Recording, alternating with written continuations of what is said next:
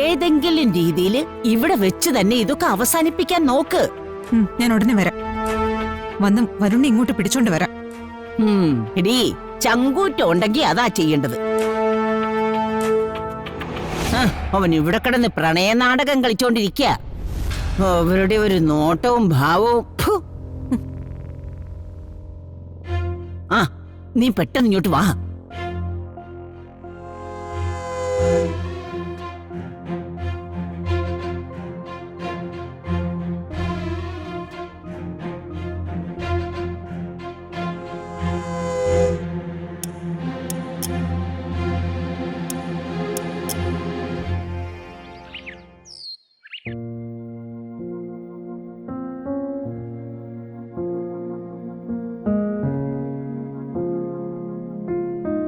Akhil sir,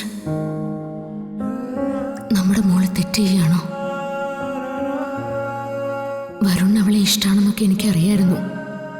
പക്ഷേ അവൾ അതിനൊരു കൃത്യമായിട്ടുള്ള പരിധി നിശ്ചയിച്ചു പോയിരുന്നതാ. വരുൺ പ്രിയങ്കയുടെ ഭർത്താവാ. അവരൊന്നിച്ച ജീവിക്കുന്നെന്നൊക്കെ എത്ര തവണ അവൾ തന്നെ പറഞ്ഞിരുന്നു. എന്നിട്ടും അരുതാത്ത ചിന്തയൊക്കെ അവളുടെ മനസ്സിൽ വന്നു പോയാ.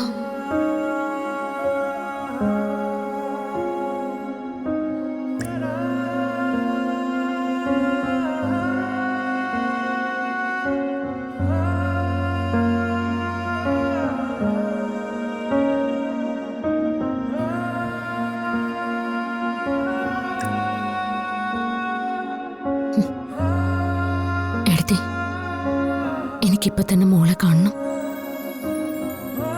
ഇക്കാര്യം എനിക്ക് ചോദിച്ചേ പറ്റൂ. ഇപ്പൊ പോണ്ട ശ്യാമേ. പിന്നെ എപ്പോ ചോദിക്കാനാ? രാധിക ഇപ്പൊ ഹോസ്പിറ്റലിലായിരിക്കും. ഈ അവസ്ഥയില് ശ്യാമ അവളെ തേടി പോകാതിരിക്കുന്നേ നല്ലത്. ശ്യാമയുടെ കണ്ടീഷൻ ഓക്കെ അല്ലല്ലോ. എനിക്കൊരു കുഴപ്പമില്ല. എന്നാലും വേണ്ട ശ്യാമേ. ഞാൻ പറഞ്ഞല്ലേ, നമുക്ക് പിന്നെ കാണാം. സാധാരണ എന്ത് കാര്യം സംഭവിച്ചാലും ഭഗവാന്റെ മുന്നിൽ പോയി പ്രാർത്ഥിച്ചാൽ എനിക്കൊരു സമാധാനം കിട്ടുന്നതാ. ഇക്കാര്യത്തിൽ അതുപോലും ഉണ്ടാവുന്നില്ല. അളവ് വിട്ട് സ്നേഹിച്ചെന്റെ കുറ്റമാണോ? ഞാൻ അവളുടെ മുന്നിൽ മുഖം മറച്ചല്ലേ നിൽക്കുന്നത്.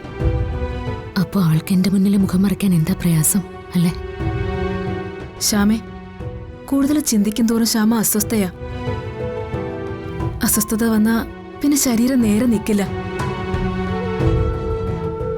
അതുകൊണ്ടാ ഞാൻ പറയുന്നേ, സൗകര്യപൂർവ്വം മോളെ കാണുമ്പോ നമുക്കത് ചോദിക്കാം. അതുവരെ ഇത് മനസ്സിലിട്ട് വളർത്തരുത്. അങ്ങനെ മതി. എഴുതി, ഈ സ്നേഹത്തിന്റെ ഏറ്റവും കൂടിയ ഉയരത്തിലാ ഞാൻ എൻ്റെ മോളെ കൊണ്ടുവച്ചിരിക്കുന്നത്. അവിടെ നിന്നുള്ള വീഴ്ചയുണ്ടല്ലോ, അതൊട്ടും സഹിക്കാൻ പറ്റാത്തതാ. രാധിക അറിഞ്ഞുകൊണ്ടാണ് വരുൺ അവിടെ ചെന്നതെങ്കിൽ, അവര് തമ്മിൽ അങ്ങനെ ഒരു തീരുമാനം എടുത്തുവെങ്കിൽ എനിക്കവളോട് പൊറുക്കാൻ പറ്റില്ല.